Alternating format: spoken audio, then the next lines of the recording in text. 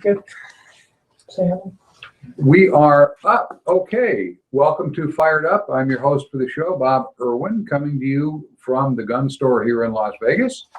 You are listening to us on KSHP 1400 AM radio live or watching on YouTube at Fired Up with Bob Irwin. We're here with a new show every Tuesday from 5 to 6 p.m. Tonight's guests with us are, once again, defense attorney Alan Butel to my far left and firearms instructor Maggie Mordaunt. We'd like to take a little bit and let them introduce themselves. Alan, could you give a little bit of your background in defending gun laws and gun issues? Let me just be very brief, Bob. Thanks for having me on the show. I've been practicing law in the state of Nevada since 1987. I was affiliated with the district attorney's office in Clark County under District Attorney Rex A. Bell. Wow. And after that, went into private practice. Took a brief hiatus from that in 1996 to 2000, practicing in the district attorney's office in Douglas County. My office overlooked Lake Tahoe. I was practicing. And you came back. And came back, managing all the criminal offenses that occurred in the, mainly in the hotel corridor up at State Line, also known as Tahoe. Came back here in 2001. And I've been engaged in private practice ever since, defending a lot of people, many of whom are charged with gun crimes, gun-related crimes, crimes containing a gun in one form or another. And I've been carrying a concealed weapon thanks to your good classes for a long time. Plugs are good. Yeah. Alan and I actually did a case together some years back. We were just talking about before we went on the air, where it seems we're going to, well, somebody's going to do it over again because the judge made an error and they're going to have to let the guy out and retry this guy. It's an interesting case, but the legal system moves in mysterious ways. Well, that's why they put black mats under spittoons, as they say. Mistakes are made. Okay. And Maggie Mordaunt, introduce yourself if you would one more time. Yes, I am Maggie Mordaunt, known as CCW Maggie. I'm the owner of Homeland Personal Protection. I am also a firearms instructor here at the gun store. And I teach a ladies class. I also teach, we're going to be teaching the PILB and some beginners classes coming up pretty soon. I'm really excited about that. What's PILB? Private Investigating Licensing Bureau certification. So for security guards. Security training. We're going to go back and start doing those classes again, which really we haven't announced to the public unless they're watching this right now. That's all right. Was I not supposed to say that? No, that's fine. It's there's just a lot of stuff going on right now. We're expanding our classes a lot and getting Maggie to come in twice a month now and teach the ladies self-defense class, which has been extremely popular with us, particularly in these immediate times. You can, if you have a question or comment, send an email or a text to bob@firedupmail.com. There's some publicity out today on AmmoLand that we do call-ins, and unfortunately that wasn't part of the article I wrote, but they added it trying to help me out. No call-ins. We're not set up for that. Since we went live on the radio, we were doing it now with the internet at the same time. So you can send us a text, and you want to direct it to Alan or to Maggie, send it to that same address, bob@firedupmail.com, and I'll forward it to the people that are supposed to get it. We do answer all inquiries that come in by text or email. If it's something important to everybody, we'll use it on the air the next week and answer your question live, but we answer them all. So do that. This show is about guns, politics that are related to that, and self-defense issues. As most of us know, there's several hundred defensive uses of firearms every week in the United States. Usually not covered by the mainstream media, because if you pull your gun and scare a burglar out of your house and he runs away, nobody cares. But it happens thousands of times every month. So we always start with a few of those cases for the listener's education. Some of the cases are good cases, good shootings. Some are bad, some are questionable. But I pull ones that I think are good food for thought for gun owners. We don't use the people's names, but we do want you to imagine what you would have done in that same situation. And we'll critique them, even the good shootings. Say, well, it would have been even better if he'd done this instead. So you can get an attorney's opinion of what happened and how they could have tweaked it a little better, and a firearms instructor, and my opinion, God knows what that's going to be. So this first case is just cute. This is from manchesterlink.com in Manchester, New Hampshire on the 4th of this month. The 65-year-old woman, who was described as being 4'11" and 105 pounds, told police she had stopped the Mobile on the Run, it's a local gas station, around 11:30 p.m. after leaving work. She got back on South Willow Street. I use street names if you happen to know Manchester, New Hampshire. She stopped the traffic light when she noticed a dark-colored sedan behind her. She told police that heightened her concern a bit as the vehicle followed her into the apartment complex parking lot where she was on her way home. The woman in her car entered the complex, parked as close to the building as she could, hoping the other vehicle would not follow. Instead, the suspicious car actually parked very close to her. She got out of her vehicle, walked toward the apartment building. She immediately heard a vehicle door close and the sound of a person quickly walking up behind her. She turned and saw a white male in a dark hooded sweatshirt who quickly approached her from behind before running past her and blocking her path. The suspect reached out and attempted to grab the woman. At that point, she drew her handgun from her pocket and shot the man once in the chest at basically contact range. The intended victim had a valid concealed carry permit, fired the one round to stop the attack, and then ran into the building through the gate. The attacker, who turns out to be 23 years old, had no fixed address, was hit in the chest. He's 5'11", 200 pounds. He fell to the ground as a woman ran into the secured part of the building. She called police through 911. A female occupant of the car that he got out of picked up the suspect, placed him in the car. As the 911 call was being dispatched, another Manchester officer saw the suspect as he entered the Elliott Hospital emergency department. So they grabbed the guy right then. They're charging the guy with felony robbery. He's scheduled to appear in the Ninth Circuit Court on January 14. Wow, that's like 2 days. They're investigating the incident to determine if additional charges will be brought against the other occupants of the car. Perfect. Right. The lady has a gun, pulls it. This is really unusual. Obviously, one of the issues we work on is disparity of force. Mm-hmm. And you got a 5'11", 200-pound guy at 23 mm-hmm. who's attacking this woman who is a 65. Lot senior to her, yeah. And 4'11" and 105 pounds.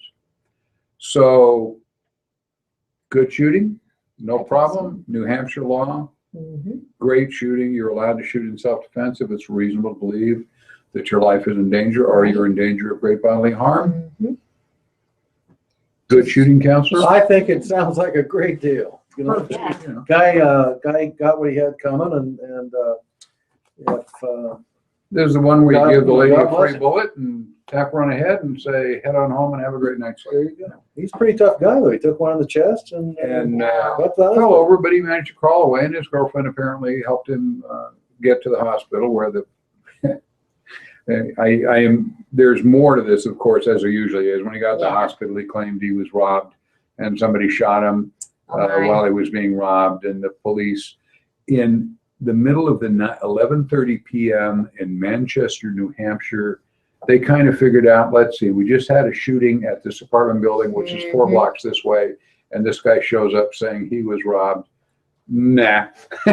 Well, it's amazing how much the size differential plays in that story, because if you change just a few facts, then you kind of may come to a different conclusion. But if he reversed it and the attacker's a 4'11" woman and the guy says I shot because I was in fear of my life, not going to go. Right? So it matters. It really matters. Height and weight and all that stuff matters. I mean, fear was a factor there. Yeah, we do offer, as Maggie alluded to earlier, ladies' personal defense safety class and shooting class. Second Thursday of each month. Now it's twice a month. And the next class available, I believe, is January 14th, couple days. We're still on that one. Yes. You can sign up for the class at thegunstorelasvegas.com at our main website and get into the class. We only hold 12 in that class. Yes. Because it's a really hands-on course. So you don't get in this one, now you only have to wait 2 weeks to find the next one instead of a month. So Right, definitely. Also, if I could add to that, you may. if you don't correspond via email or if you don't use the internet, I had some ladies say that they called in and scheduled that way. If you want to call in, if there is space available, please call in. Let them know that you'd like them to register you for the class. Yeah, we can do that, but yeah, you know, yeah. just call the gun store and our Yeah, right. operator will take care of that. Exactly. So, but if we tell you the class is full, please don't show up because it's a coach. We've got a range dedicated to it, Mhm. and it's such a hands-on Yes. course. We really need to hold it at 12. So Yes, and they do provide firearms and ammunition, eye and ear protection as well. So don't make the excuse that I don't have a gun, so I can't come take the class. because you can, Anybody can take that class, right? Yes, as long as long as they're a we- law-abiding citizen and they're Boy. and they're a female. woman. Yes, Oh, there's a It's the women physical only. involved if There's we're guy questioning. classes too, so Okay, don't well- feel left out. that was a Okay. hands-on course. There you go. CNN reported last month in St. Cloud, Florida, a woman woke up at midnight and fired a shot at a person she thought had broken into her home. The person wasn't an intruder. Oh, It was terrible. her 27-year-old daughter Mhm. who lives there. The woman fired one round. Her daughter died at the hospital. The mother is a 911 dispatcher for a sheriff's office in Central Florida. The woman's husband, who was there, is also a former narcotics undercover officer with the St. Cloud Police Department. In the 911 call, the husband tells the dispatcher that his daughter has a pacemaker and heart problem and had passed out. He failed to mention the gunshot part. The officer's a 17-year veteran. He's now on administrative leave, but not under investigation. Police have asked the media not to identify the family members because of the husband's previous work as an undercover officer. We had a very similar case 2 weeks ago here in Clark County of a lady police officer and her husband. I don't know if he was a cop or not, but the woman was. They heard a noise in their house. Both of them fired, and they killed the daughter who lived there. Oh, As I understand it, they were both officers. And the administration looked at it and said it was an accident. And that's apparently part of what Florida is looking at.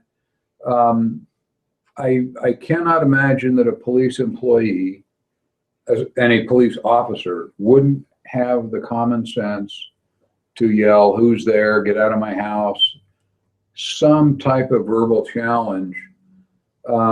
If this happens to you and there's someone in your house, be smarter than the cops and issue a warning of some sort that, you know, I have a gun, who are you? Something. Firing a shot without warning, especially in that case and this case, it's someone who lives there. I mean, this is just so dumb. I it's can't. terrible. There has to be more to it than what's Yeah, in this article. There has to be, yeah. You have to shout a warning. I mean, you don't have to, but Right. I think it's absolutely Yeah. should be ingrained in the training that we have. You know, wherever you are, wherever you're shooting, whatever you're doing, think of that as part of your training. Shouting a warning, and I'm a big believer in lights. I have a couple of different firearms that I'm fortunate to have put on some lights built into the firearm itself. They're very bright, very Mhm. helpful. I think On the that- rail system, Yep, you have a absolutely. little below the rail system Yep. and you put a little light on there. And they're very bright, and I think they would help not only disarm the person you're aiming the light at and disorient them, Right. Well, but it would probably help you de-escalation. identify Yeah, who you're shooting See at. what's Yeah. going on. Yeah. Well, de-escalation, of course. I mean, if you know there's somebody in your house, let them know, stop, I have a gun, don't move. Or the lights, like you said, have a flashlight at least, something that you can, get out there with your gun. Something, Yeah, just something. Firing at Yeah. a shadow. Most Yes. police officers are trained to at least, say stop, get down, get on the ground or something. But Absolutely. these, obviously not. Yeah, I've seen this happen where it's a drunk who you didn't lock your door and he lives next door. Yeah. And I've talked about one last week actually, Mhm. where he's beating on the door trying to get in the house. And he was staying at a neighbor's house and he was at the wrong house. Yeah. And got shot through the door. And, know what you're shooting at. Deadly force is deadly force. Yeah. And if you can't identify the target, maybe you need to hold off until you can. Know your target. There are 3 or 4 armed robberies I ran onto this week that are just kind of escalating different results. This one is from the Philly Voice. It's in Philadelphia, Pennsylvania. What a surprise. On the 11th, I think, in fact, all 3 of these I've got were on the 11th. A man who attempted to rob a convenience store at the corner of 12th and Montrose Street in the Hawthorne neighborhood of South Philly, where that event is, was killed Monday morning when the store owner pulled a gun and fired at them. According to the police, 3 armed men rushed into Ms. Jessup's Stop and Shop at 909 South 12th around 8:38 a.m. Police reports always say at approximately 9:02, whatever, it's pretty much exactly. They busted in at 8:38 a.m. The owner of the shop, as they came through, saw the gun, saw the guys, pulled his gun, fired at the group, hit one of the men in the head. That suspect was pronounced dead at 8:44 a.m. That's a very fast police response from 8:38 when it happens, and they're pronouncing him dead 6 minutes later. Police had not released the man's identity. 22-year-old, also not identified, was apprehended in connection with the incident. They found him. A third guy is believed to be at large. Police said schools were locked down and so forth after the shooting, but the third individual they didn't find, although they believe he was wounded. There was a blood trail out they can't account for. And they did find 2 weapons that were dropped at the scene, other than the one belonged to the store owner. When the shooting started, everybody dropped their guns and ran except the guy who was already dead. Good marksmanship, fast response by the victim, worked out just fine so far. Mm-hmm. There was some other indication that this place had been robbed a few other times. It's probably time to harden the target, put a buzzer on the door, things like that. Mm-hmm. So a group can't rush into your store. If you've got a small store in a bad neighborhood, the way you prevent that is, 7-Eleven's here do it just to keep high school kids from running in and stealing all our candy bars. You put a buzzer on the door to slow up the numbers trying to all come in at once. Mm-hmm. Might have slowed this up. We obviously can't see the layout of the store from here. Mm-hmm. But he had his gun. He was ready for them when they came in and drew and fired when he saw 3 guys and a gun, or several guns actually. Right. He definitely great job. stopped them. That was awesome. And The one guy will never rob any place again. I'm sorry for his family losing him, but that's one of the risks of being an armed robber. Occasionally you get shot. It's about time that people who are prepared start setting the standard and teaching people what happens, the consequences of your decisions. Oh, yeah. And it's not over there. No. He's going to go through a ton of stuff because the family's never going to believe this kid deserved to be shot, even though he had a gun and ran into a store. I can, maybe not this kid, but you hear it so much. He was turning his life around. He was starting college tomorrow. He got into the bad crowd. Because mom and dad want to believe that. Yeah. They do, and they believe it. Right. And exactly. He ran into my store with a gun with 2 other thugs, and of course I fired at him. It's easy to say in real life, but you got to live with the consequences, which last forever. If you can avoid shooting, avoid the shooting. Warnings help. In this case, obviously, 3 guys with a gun coming in. There isn't time to be playing with them and going, please drop the gun, whatever. He was well within his right to protect himself. This is the reverse. Somebody always loses gunfights. This is from Quick to Houston in Houston, Texas, also on the 11th. Family, friends, and neighbors are mourning the death of a 68-year-old businessman. He was murdered in the parking lot of the McDonald's restaurant he owned in East Houston. He was approached as he came out in the morning with a deposit to go to the bank. He's approached by at least 2 gunmen in a white SUV as he was leaving in the morning to get to there. They tried to snatch the money away from him, said a detective with the Houston Police Department. They were unable to do that. Their intended victim was armed. He drew his weapon in self-defense. There's an exchange of gunfire, and unfortunately, the business owner died. The parking lot where he was murdered now has the monument in it, and the candles and flowers and employees marking the moment of his loss. One of the visitors who knew the guy said, "We hope that incidents like this will simply show people we have to have respect for life, and we cannot let things like this go." The investigators believe the robbery may have been an inside job by either a current or a former employee. Being armed is helpful to keep people from killing you, but we don't always win. Somebody always loses. In this case, the bad guys were luckier or better shots. I understand the frustration with street crime. I'm sure we all do. That Right.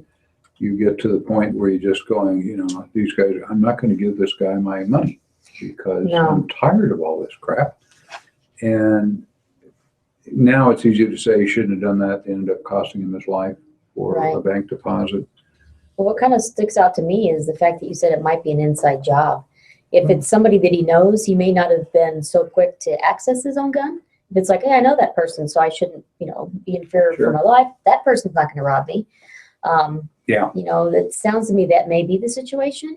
But even at, you know, with this, Or maybe he knew Yeah. because he recognized the guy, they were going to kill him anyway. So he knew if he didn't pull a gun, it didn't matter because they didn't, if he recognized him, they certainly weren't going to let him live. Mm. Oh, yeah, I didn't think yeah. about that.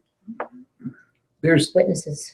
Well, just, you know, the only thing I can think of that we could pull from it is a lesson: train. If you're going to arm yourself to protect personal property, things like satchels and whatnot, that's all well and good.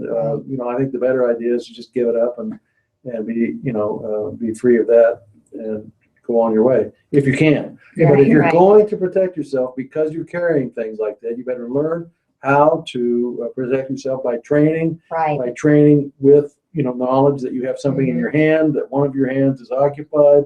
You're going to have to get good at that. And so, you know, at his Right. loss, maybe we can take a lesson to Most definitely. train. as a Yeah. preventative, obviously we can't do anything with this case, but if you are this guy, you are leaving your business to make a bank deposit, vary your routine. Don't leave at the same time every day in the same car. Don't drive the Exactly. same route to the bank, or have an employee occasionally take it by a different route, or have an employee with you. Armored cars do pickups. They're not cheap. They really charge a lot of money to have that armored car come by. You know, it sounds ludicrous to say in this case, obviously that would have been money well spent, but most small businesses can't really afford that. Mhm. But you can vary when you go to the bank and have somebody with you, have an employee ride with you. So there's two of you coming out. Anything you can do to make yourself a less easy target. Most I definitely. suspect these guys, if one of them worked there or did work there, they knew that he walks out 8:30 in the morning, every morning with a Yeah. previous night's deposit, which is a McDonald's. It's going to be thousands of dollars. I mean, Oh, yeah. McDonald's don't go 24 hours without taking in more than $100, you know? Right, So, right. Most definitely. um, Yeah, this guy should have actually practiced what he did all the time. If he had to use his firearm in that situation, we call that practicing realistically and frequently on defending yourself in the event that you're faced with a dynamic critical incident, which is surprising chaotic. and if you're doing that, Defensive. as she said, if you're worried about being hit going to the bank, if you're carrying a satchel as you're going to the bank, carry the satchel with you in the range and practice drawing with the satchel in your hand, Exactly. and ducking and running and things like that. Exactly, realistically. Like I tell the ladies sometimes, practice in your high heels if that's what you wear. Wear what you would normally wear. Said by a lady who's 5'0". And again, questions or comments you can send to bob@firedupmail.com. Please friend us on Facebook. We have a Facebook page, and if you friend us there, it'll put you on our mailing list. You might check out firearms.net. It's also known as Firearms Industry News Desk. It's a news blog that has added us as one of their contributors, and they're all over the country. It's a great blog. It's got lots of up-to-date things on it, cases that happen and this and that. Firearms.net. You can't forget that. too easily. Pretty easy. Another robbery. Aurora, Colorado, the Aurora Sentinel came up with this also on the 11th. A 25-year-old bystander to a restaurant robbery is facing criminal charges after shooting at and missing a fleeing robber in an attempt to stop him on Saturday night. Police were called to a Subway sandwich location just after 7:40 p.m. I changed that. I wasn't going to say at approximately 7:38 a.m., which is what this said, or 7:40 p.m., nighttime. The man had entered the store and demanded money. He got into a physical altercation with a resistive Subway worker. The police reports on this that I pulled didn't say whether he actually got any money from the store, but he ran from the scene after the pushing and shoving match. However, the 25-year-old bystander followed the robbery suspect on foot.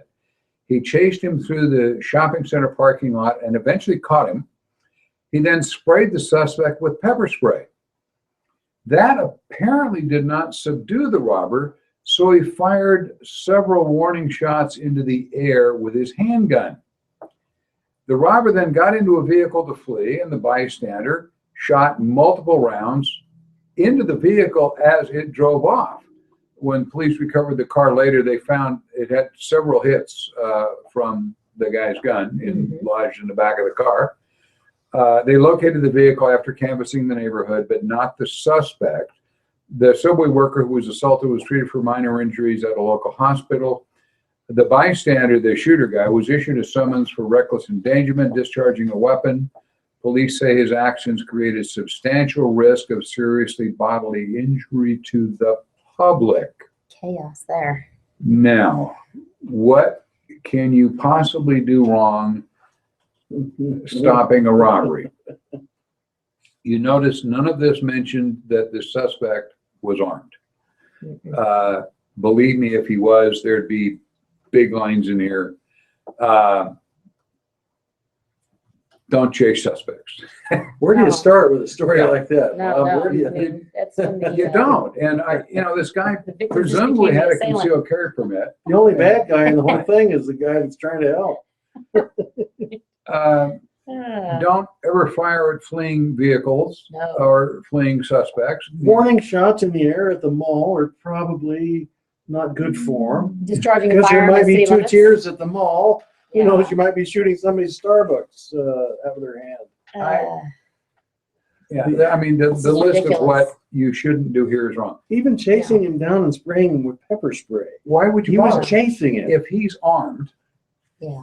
even with a knife or a stick or anything, he's going to make the immediate. I didn't even have any weapons, and this guy's chasing me. was So running. Right. He was Who's the running aggressor? away. Well, now the guy who works for, you said Subway, now the guy who works for Subway is the aggressor. It looks to me like he's a Wile E. Coyote. Well, and he was- doesn't work for Subway. He's a customer. Oh, he's a customer. Oh, He the was customer. just there there. you go. Wile E. Coyote customer at Subway. He's not even the guy that got attacked. Looking for some action. I hope that was his one fun day with his gun, because he probably won't have another. Yeah, I'd say that he's not responsible enough to have one. If Yeah. you're helping a third party, you can do that. If you're defending a third party who's in danger of death or great bodily harm, you may fire to defend him as if you were defending yourself. Yes. However, when the fight's over, and all it was a physical fight, no weapons. Apparently the Subway employee went to the hospital because he had an abrasion on his head where the guy punched him. But we got nothing here that indicates deadly force should be used. There's nothing to indicate that deadly force could be used. Sometimes there's a wobbler and you look at it and go, well, maybe because the shooter supplied the force for the confrontation by chasing the guy. You just don't do what this guy did. No. It's illegal to fire warning shots or up into the air, pepper spray. I mean, first and foremost, he was chasing the guy. Now the guy who was beating up the Subway guy now becomes the victim only because the other guy's chasing him down with a gun and pepper spray. Don't. Goodness. Don't do it. So you got 3 different armed robberies, one where it's the good guy lost, one of which the pretend good guy is going to lose. Yeah.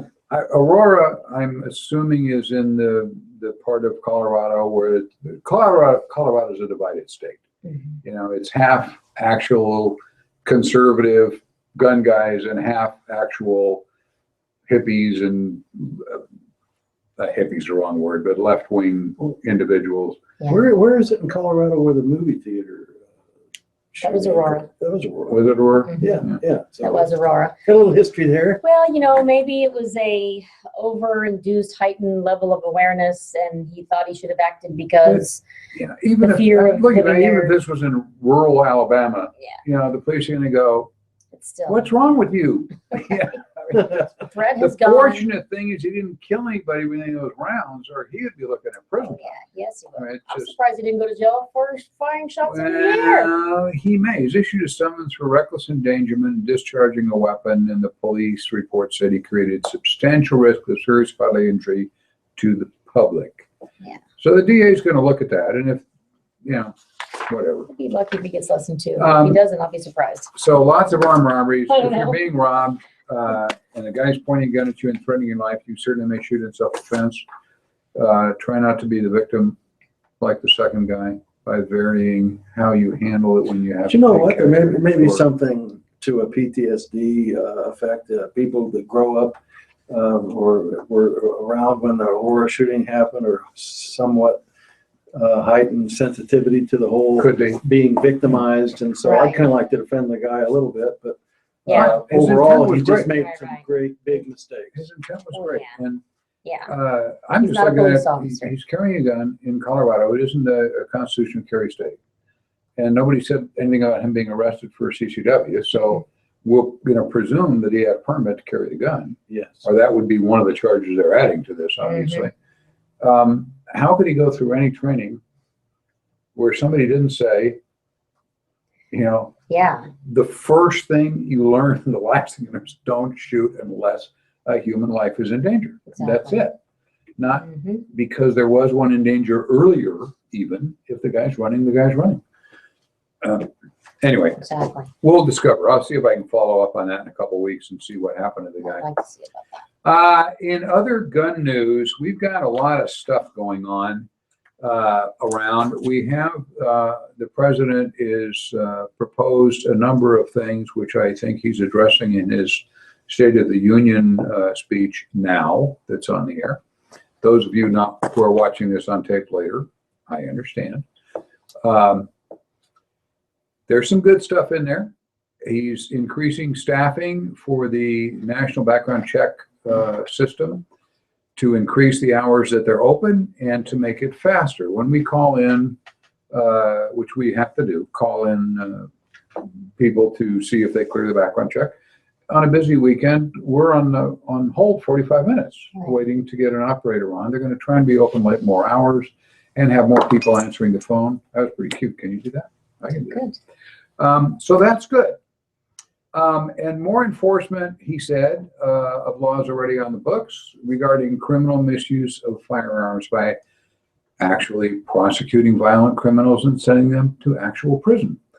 That would be nice too. As we all know, a tiny percent of all crimes is committed by or a major crime is Mhm. amount of crime is committed by a tiny portion of our population.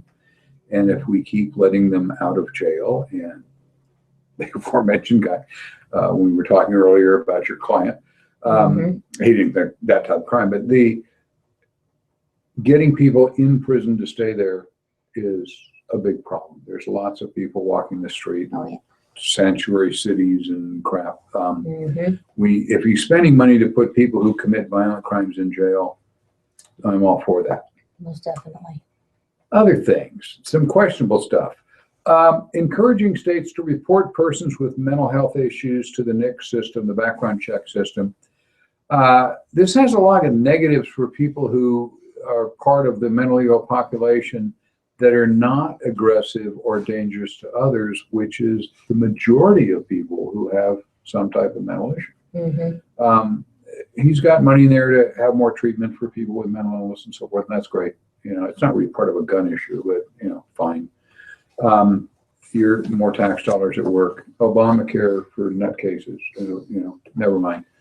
I think that reporting. I just don't think requirement- the government's going to run it very well, but reporting requirement for mental illness, whether it's long-term or temporary, it's going to run into a big problem because there's the privacy rights, the HIPAA laws. They're going to have, you know, a lot of conflict there, and I think privacy rights will trump Obama's idea of having it reported. Probably. We'll see. you know, as I talk to other dealers and whatever, nobody really has a problem with people that are adjudicated mentally ill, Right. to be deprived of firearms rights.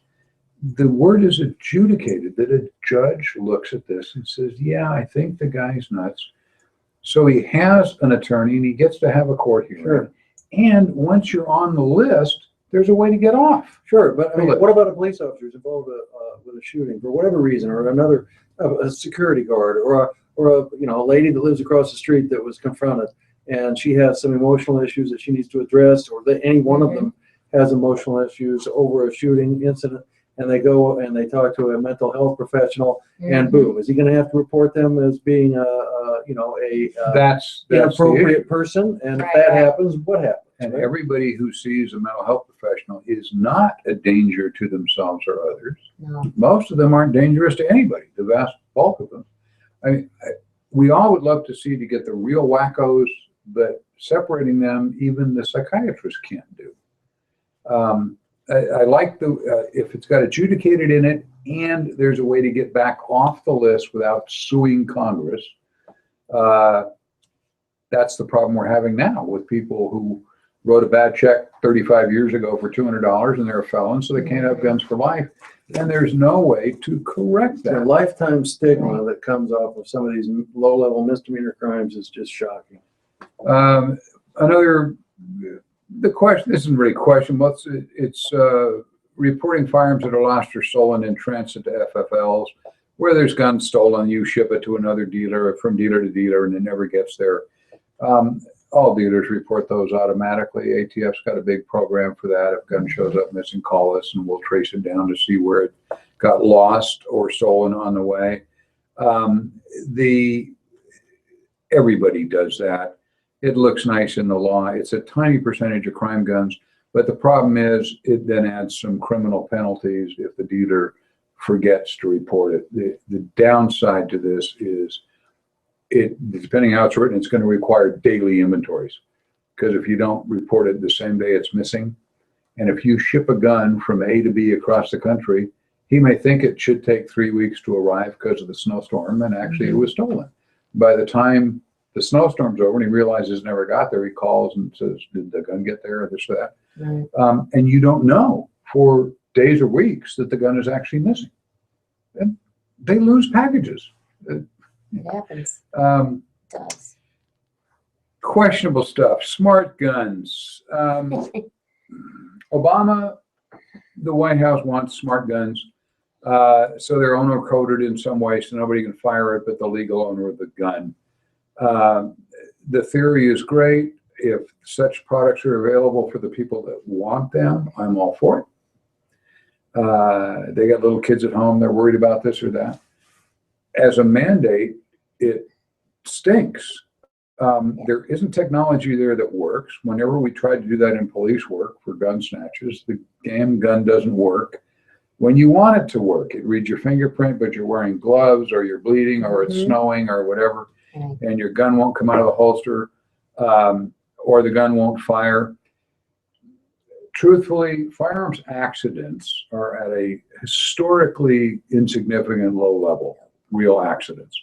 Not when you fire at an intruder in your house, that's not an accident, but yeah. Requiring all guns to have smart technology is really bad policy. There are lots of proven ways to secure guns with locks and cases and safes and Most and you're definitely. not going to use technology to make human beings more responsible. That The people technology is who not leave going to work. guns out are still going to leave guns out. Yeah. Um, I just got a new cell phone that I could put my 2 thumbs and my 2 forefingers in there, my 2 index fingers in there, And I'm even having problems with that. And it's like, can I just put my fingerprint in here? It's not working. Well, You know? and that's a good That's ridiculous. that's a good example, because people that have cell phones with the Yeah. thumbprint readers are going nuts, because if their hand's sweating or the Yeah. screen is dirty or whatever, Mhm. Mine works fine. you know. You're not helping. You know? Well, no, I mean, it's a mechanical device. If you create it, if you turn it into a mechanical device, it's going to fail. If you're looking for technology to replace safety, I mean, that's just throwing a Band-Aid on it. It's unrealistic. Safety measures should be followed. We have safety in place. Why don't you follow that?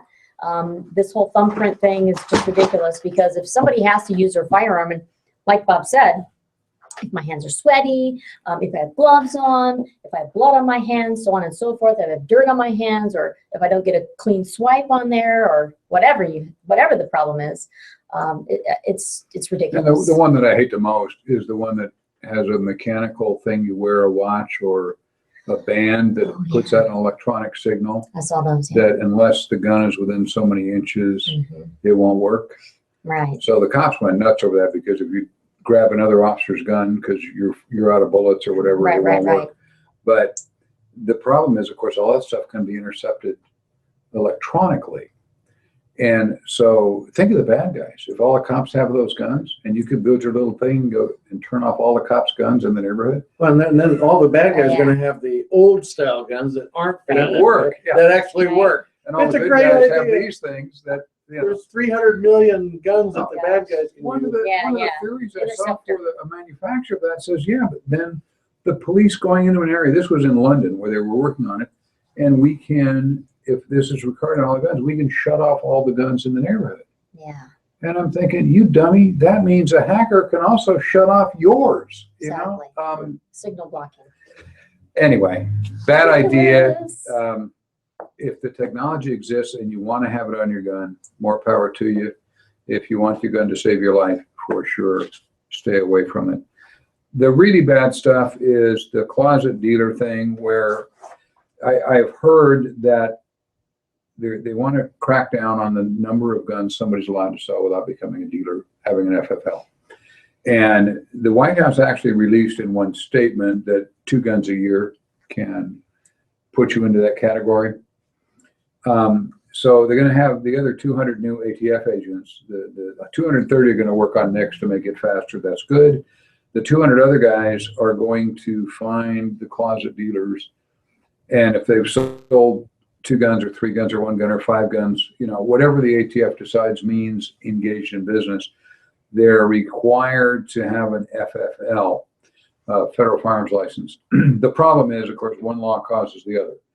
If you get a dealer's license, you are also required by your state, county, city, whatever, to have a storefront, to have insurance, to have burglar alarms, to have The whole freaking order, yeah. it goes on. Medical insurance for your Obamacare for your employees, workman's compensation, so forth and so on. And we have some laws in there that if you're dealing in firearms without a license, it's 5 years. That's a mandatory sentence. So you sell 2 guns to your neighbor Maggie, actually both of you can go to jail over 10 Yeah. years. And you're a conspirator by gum. Well, of I've course. never met you before in my life. And you know, how do these ATF agents find these guys? They go to gun shows or gun parking lots or swap meets and do stings. Don't they call you before these set up- ideas pop up? No, they don't. I tried to talk to some Yeah. Obama guys about it. I talked to Harry Reid about it, and all it got me was a tax audit. But I didn't say that on the air. The tax audits were entirely random by the government. Random, just picked me out of a hat. Anyway, this thing is way out of bounds. It will not prevent crimes at all. They're assuming that this is because people are avoiding background checks to commit crime, and that's just garbage. It's not true. Part of that is the mandatory background checks on all gun transfers.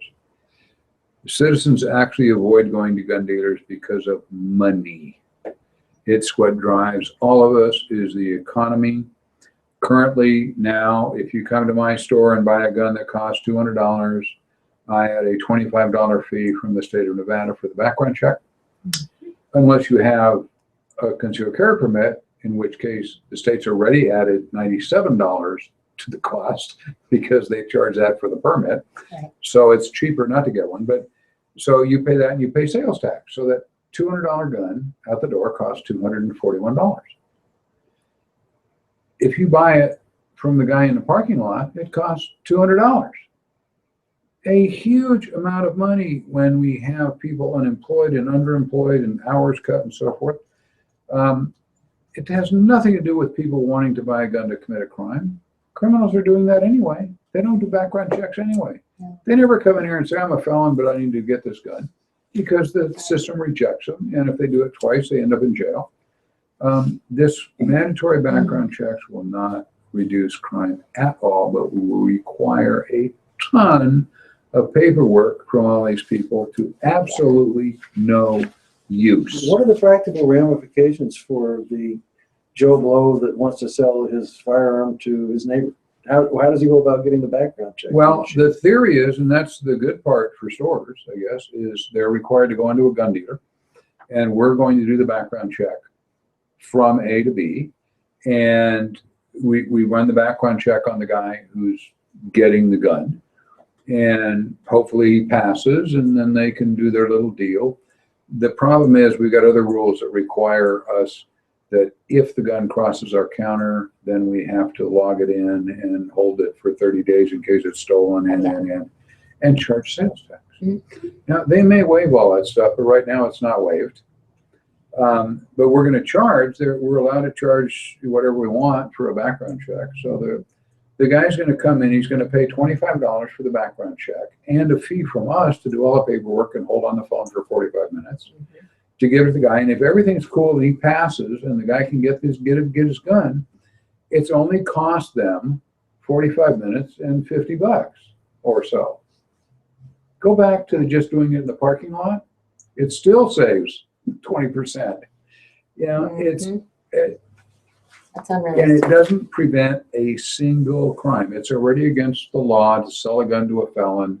You can already call the criminal history repository and say, I'm here, this lady is named Maggie, and she's going to tell you her social security number and her birthday, here's the phone. Then hand me the phone and they will say, yeah, she's okay, or not. You can do that. The state does it for nothing. Yeah.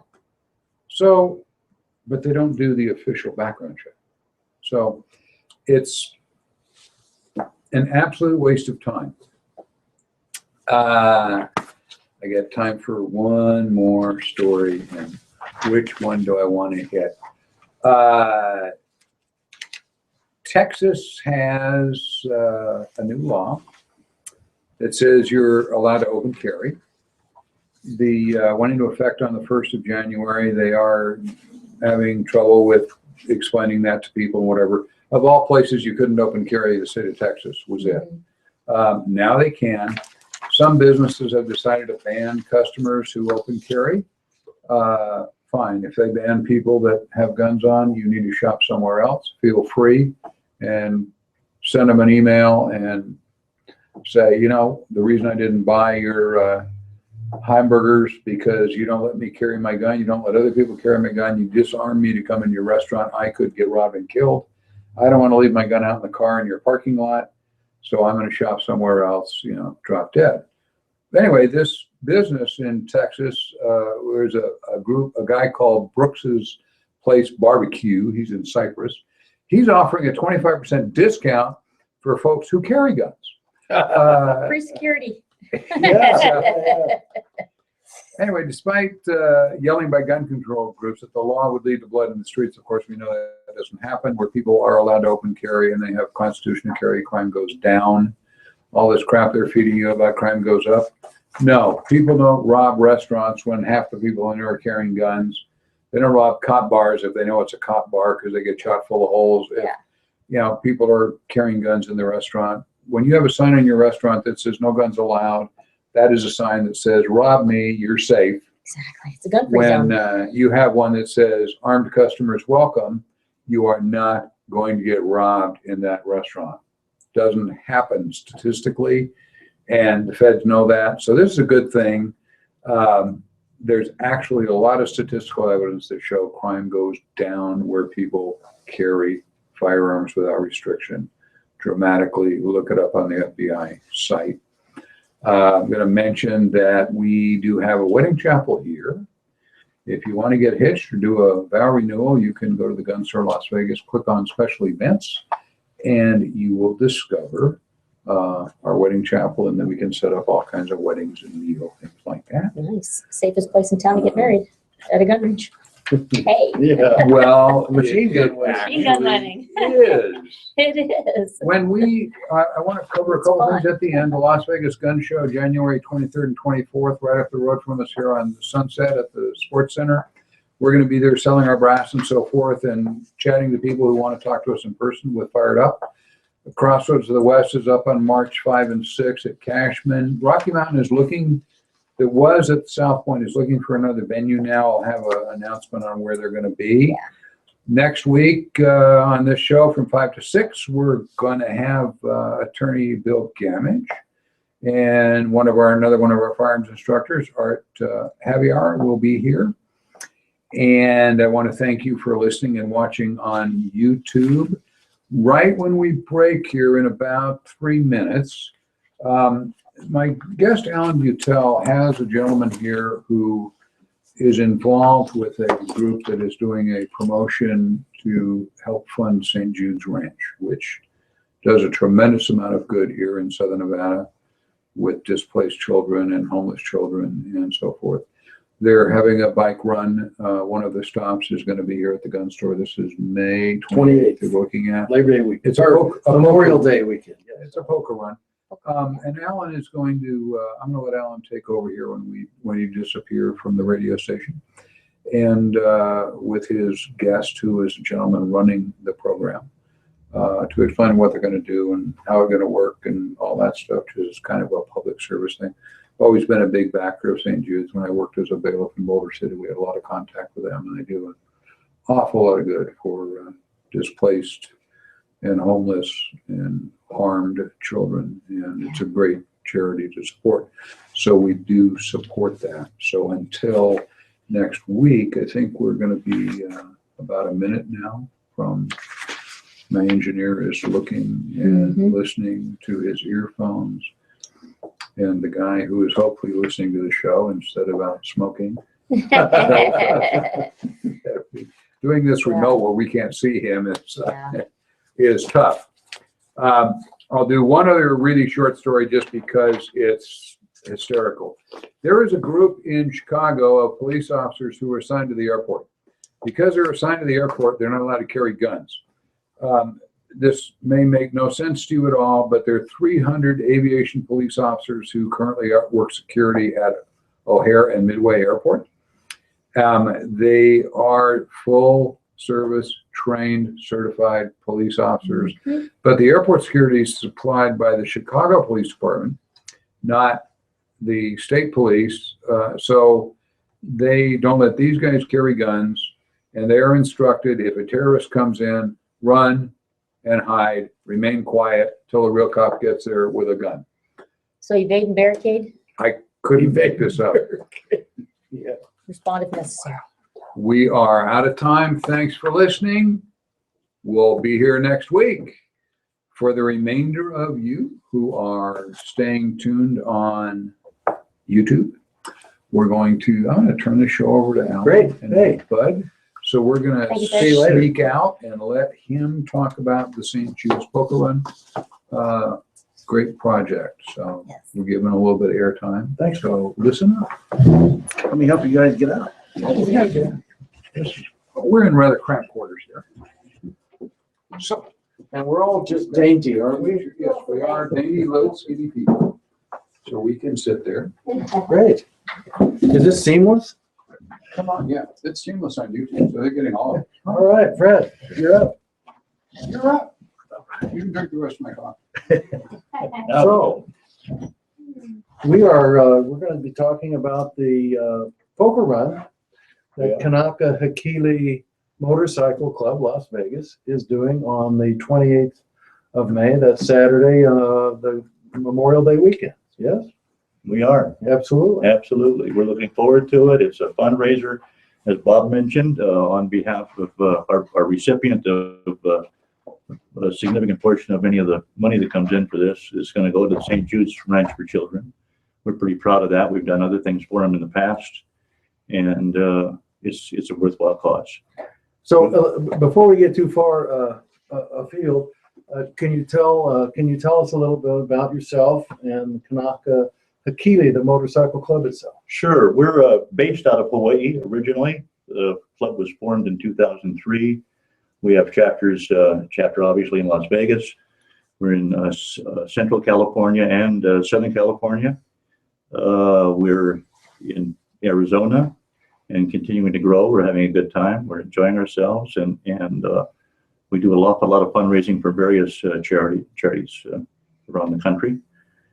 We're a riding club. We're a motorcycle club, but we ride. We don't not gangbangers. We're good guys.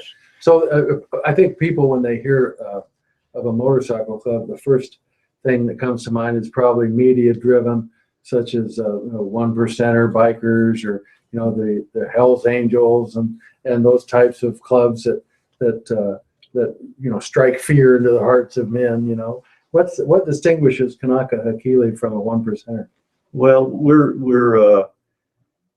we only have male members. We're a motorcycle club.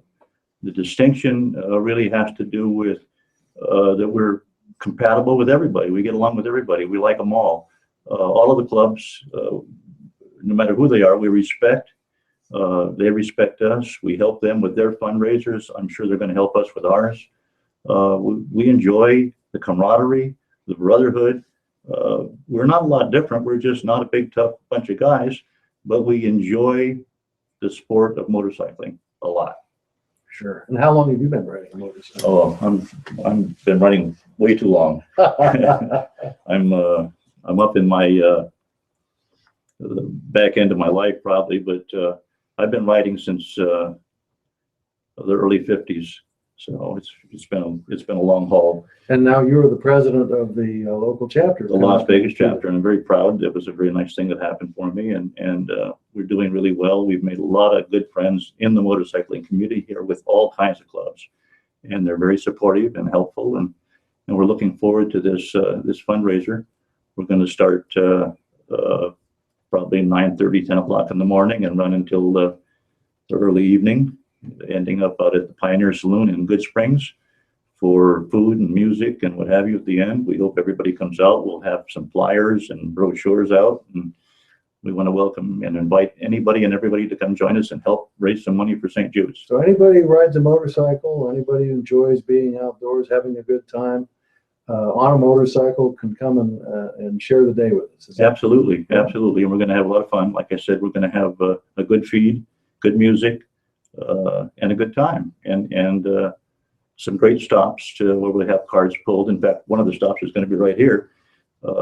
Right at the gun store. Right at the gun store. So we'll have some fun there.